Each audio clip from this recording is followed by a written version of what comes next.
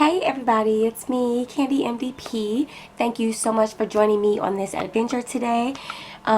Please make sure you subscribe for more videos. And yes, so today I'm going to give you my natural hair tip number 3. And this is dealing with your ends.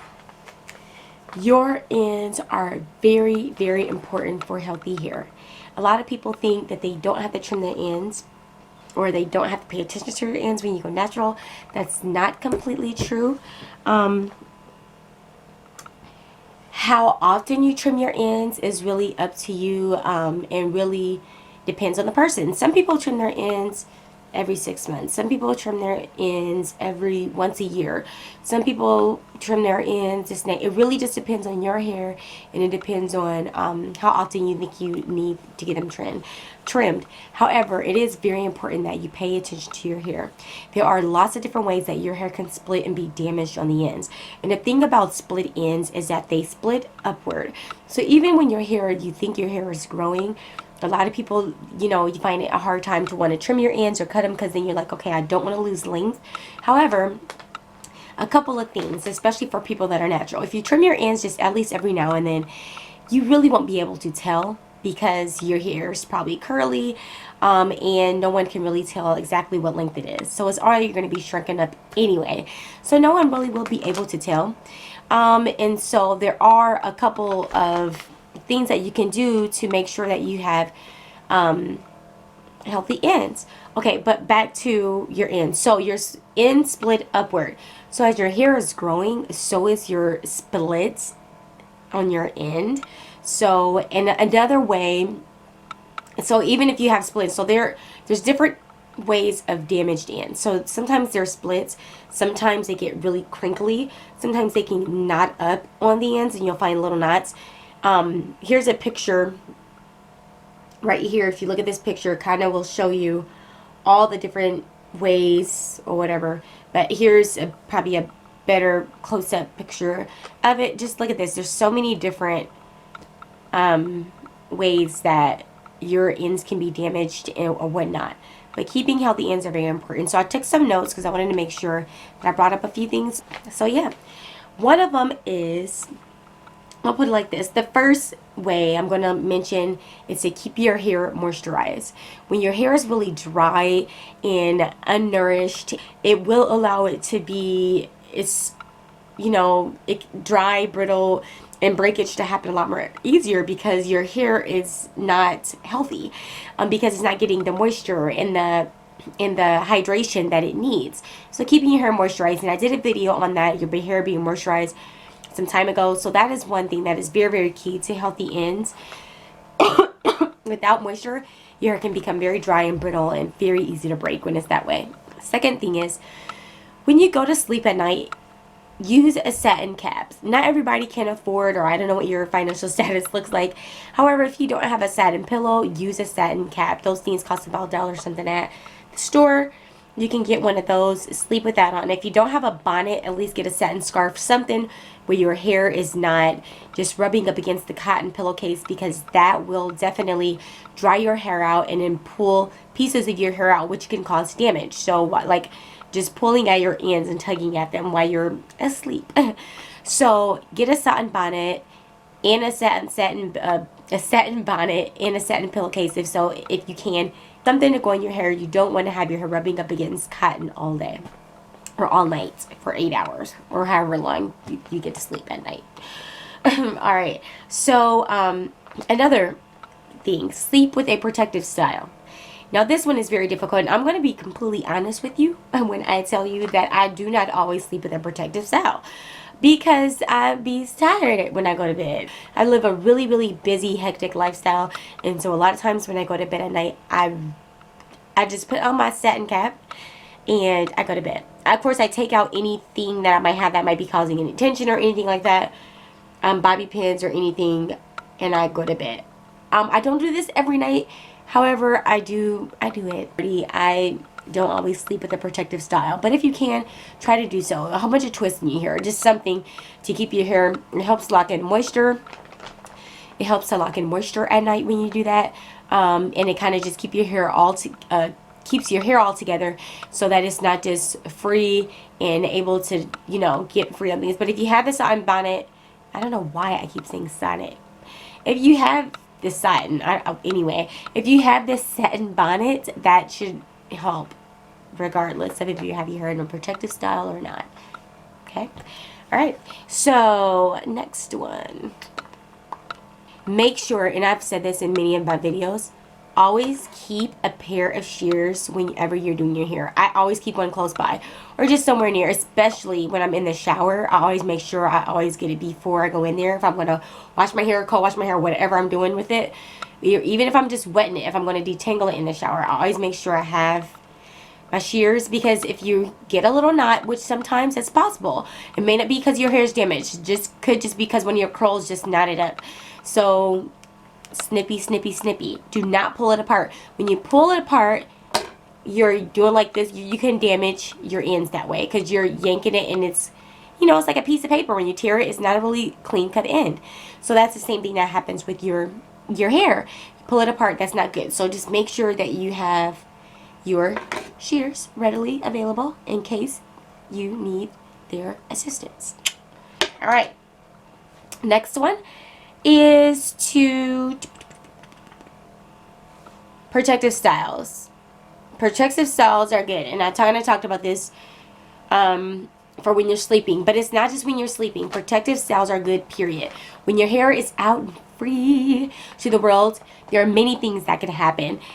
The wind will blow at it, and it'll get caught on each other, which can cause little knots in your hair and all this stuff. You play with your hair in the middle of the day. I have a really hard time doing that with my curls. And I'll do this and this, and I'll separate them, you know, even when I didn't even want them separated for the style, just because this natural instinct just makes you want to do it.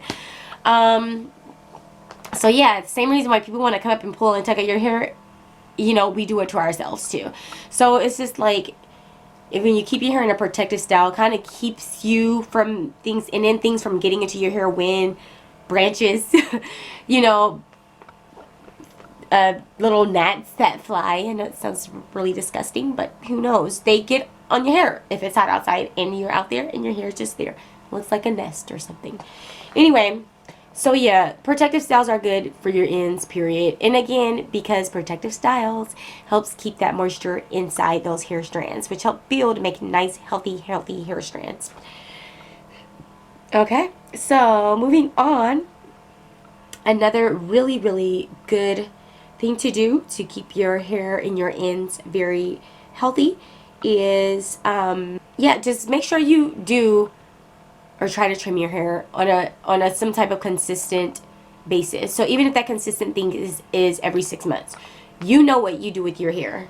Some people do a lot of things with their hair. So depending on how much stuff you do with your hair and how often you're in it and playing with it and doing that, really depends on how often you'll need to trim your ends. But having a consistent schedule on that is important. Because if you wait too long in between that time and you're doing all this stuff to your hair, your ends might have split at some point, or they might be damaged. Something to keep in mind is that your ends are the oldest part of your hair. Okay? So all this up here, a lot of times, I don't know, for me, I used to think, man, all of my hair look like the hair that's coming out right here. I used to think that sometimes, but it won't. It's just the way it is.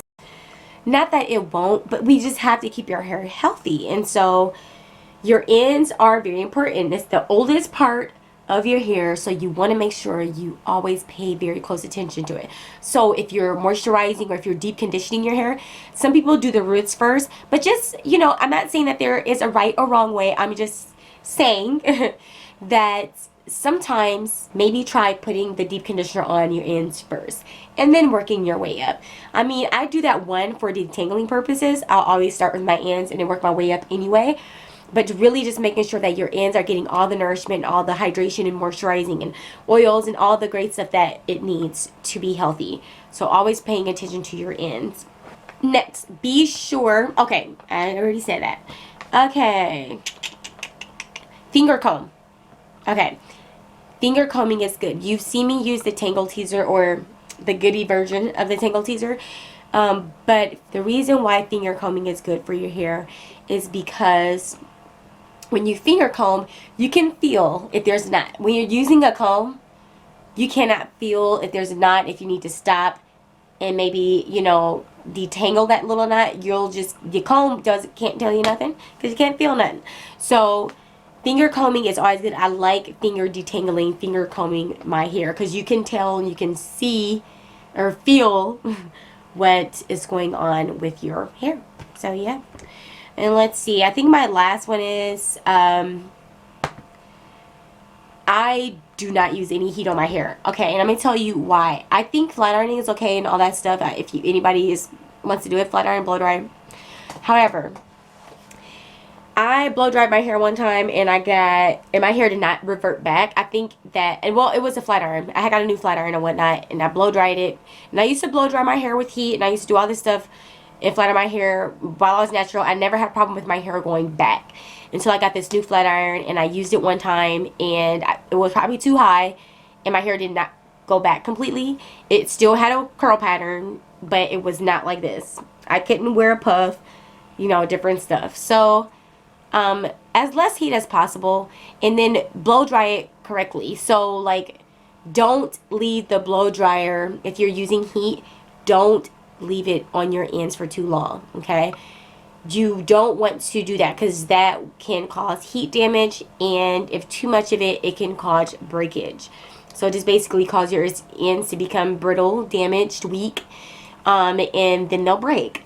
And so be careful that when you blow dry your hair, there are ways you can blow dry your hair on cool air. I think I probably soon will be doing a video on that because I'm going to be getting my ends trim friend that is a cosmetologist, and she's going to do it for me, but I'm going to do all the prep work because I'm so self-conscious. You've seen my hair anxiety video about anybody doing it, especially putting heat or anything else on my hair. If it's going to get damaged, I'm going to be the one to do it. I'd rather be mad at myself than be mad at a friend or somebody else. I think, you guys, that's all my little tidbits about keeping your ends healthy. Healthy ends equals healthy hair. So let me see, let me double check all my little notes I made. Oh, I wanted to make sure I did make this little note about blow drying. When you blow dry in a downward, like this, like to the blow dryer, and blow dry in a downward. Hold on, let me show you really fast if I can find which. Yeah, here it is. All right. Here's my blow dryer. You have your hair blow dry like this, okay? One reason why you want to do that instead of doing like this, unless it's on cool air. If it's on cool air, you're okay with doing like this. I do this. I do this a stretch method when I do mine. But blow dry on a downward because it keeps the heat from being directly on your hair. So blow dry in the downward position. And again, don't hang around these ends, okay? But just blow dry like this. If you have a little extension, comb extension, or whatever you use with that, that can always help. But yeah, okay. So with all that being said, that's all I've got for you. So healthy ends. That is my natural hair tip number 3. Keep your ends healthy. Get them babies trimmed, whatever you have to do. Don't worry about it. Especially if you're natural, your hair will grow back. Trust me, and it's going to grow back healthier if you have to get your ends trimmed. Once you trim them, it's going to grow back healthier. If it's growing now and you have bad ends or split or whatever, trust me, your hair may seem like it's maybe growing out of here, but it's doing like this, and then it's growing like this, and it's slowly breaking off. The ends will eventually break off because they have no life to them. Nothing. They're dead. They're becoming dead. Okay? Because again, it's the oldest part of your hair. Again. So anyway, thank you so much for watching this video. Make sure that you subscribe down below. Hit the subscribe button. If you have any tips or anything like that that you use, make sure that you leave that in the comment section. Like and share this video with some of your friends, okay, who might need to know a little bit more information about getting their ends trimmed. Thank you so much, and I'll see you on the next video. I'll see you on the next video. Thank you, and God bless.